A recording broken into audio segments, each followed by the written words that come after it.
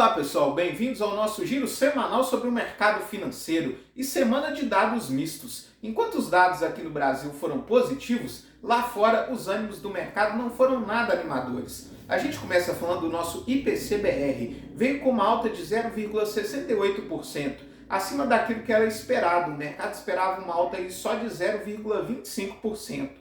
Esse índice ele é considerado uma prévia do PIB e mostra o desenvolvimento da nossa economia. Ele foi puxado principalmente aí pelo setor de serviços, que tem sido o nosso carro forte depois da recuperação pós-pandemia Covid-19.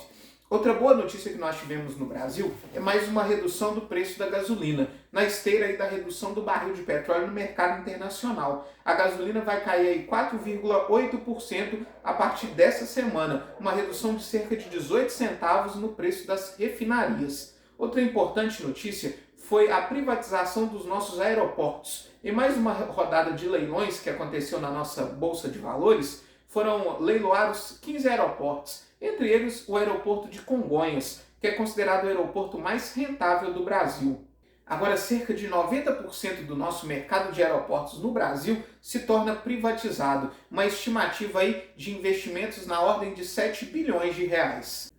Outra importante notícia no Brasil foram as falas do presidente do nosso Banco Central, Roberto Campos Neto, que diz que o Brasil ele está perto de conseguir controlar sua inflação através da política monetária e que, além disso, no mundo, o Brasil é o país que mais se aproxima de uma possível redução na taxa de juros num futuro não muito próximo. Isso mostra a confiança de Roberto Campos Neto na política que ele vem empregando para controlar a nossa inflação e principalmente que o nosso ciclo de alta de juros está chegando próximo ao fim. Falando agora dos Estados Unidos, essa semana nós tivemos a divulgação da ata da última reunião do FONC, que é o Comitê de Mercado Aberto, quem decide a taxa de juros nos Estados Unidos. E nessa ata, o Banco Central norte-americano deixou claro que a sua perspectiva é de sim conseguir conter a inflação, mas que esses ajustes vão acontecer conforme o mercado. Isso foi entendido aí como um tom mais brando e de que as próximas altas de juros não vão ser tão fortes. Porém, ao contrário do presidente do Banco Central, Jerome Powell, os demais dirigentes têm mantido o discurso forte, inclusive com alguns dirigentes já adiantando que para a próxima reunião vão manter o voto para uma nova alta de 0,75 ponto percentual. Agora, o que mais pesou no mercado essa semana pelo lado negativo foram os péssimos dados que vieram da China. Produção industrial e vendas no varejo cresceram menos do que o esperado. Enquanto isso, o mercado imobiliário de venda de casas apresentaram uma forte queda. Isso fez com que o país asiático anunciasse para essa semana uma série de medidas de estímulos econômicos. Na contramão de todos os bancos centrais do mundo, o Banco Central da China cortou sua taxa de juros em 0,1%. E, além disso, anunciou estudos para um pacote de infraestrutura na ordem de 230 bilhões de dólares para tentar incentivar a infraestrutura do país.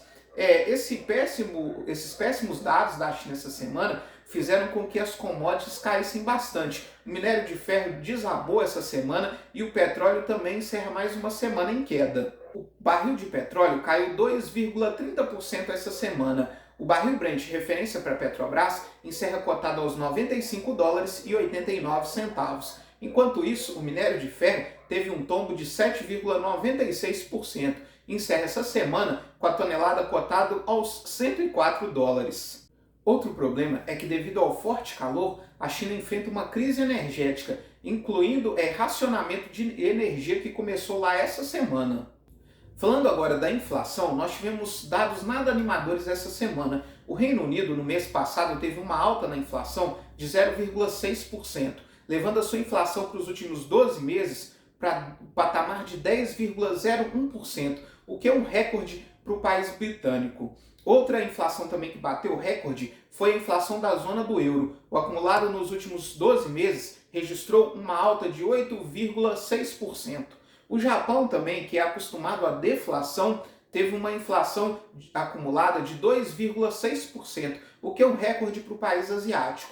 Enquanto isso, na Alemanha, a inflação ao produtor atingiu incríveis 37% de alta no acumulado dos últimos 12 meses. E essa inflação na Europa, ela se deve principalmente aos custos de energia. o preço do gás natural na Europa bateu recorde essa semana. E, aliás, a Alemanha deu uma declaração essa semana que, caso aconteça um corte de fornecimento de gás por parte da Rússia, ela só tem gás para manter sua produção de energia pelos próximos 3 meses.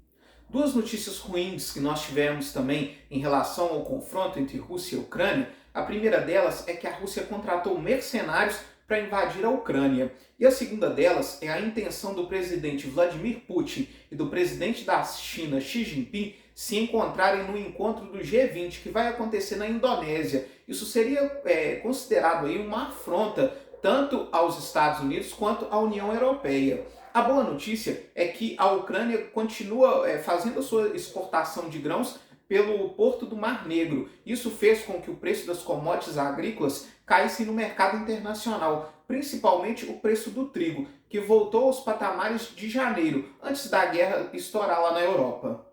Todo esse mau humor internacional fez com que as bolsas caíssem. O S&P 500 encerra com uma queda de 0,96 essa semana, a Nasdaq caiu mais, caiu 2,17%, enquanto isso o Dow Jones caiu 0,16% essa semana. Na Europa, o Stoxx 600 encerra com uma queda de 0,97% essa semana. Na esteira das bolsas internacionais, o nosso Ibovespa também caiu, encerra essa semana com uma queda de 1,31%.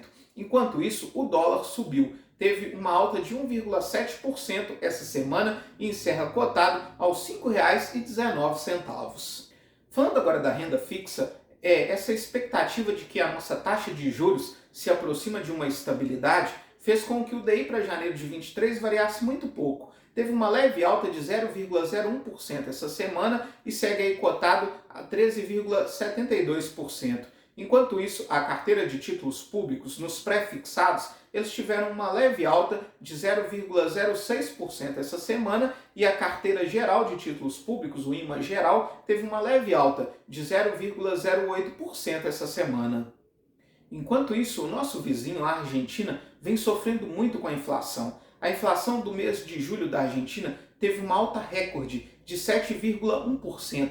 E a inflação acumulada nos últimos 12 meses na Argentina alcança impressionantes 71% nos últimos 12 meses. É um recorde histórico para o nosso vizinho sul-americano.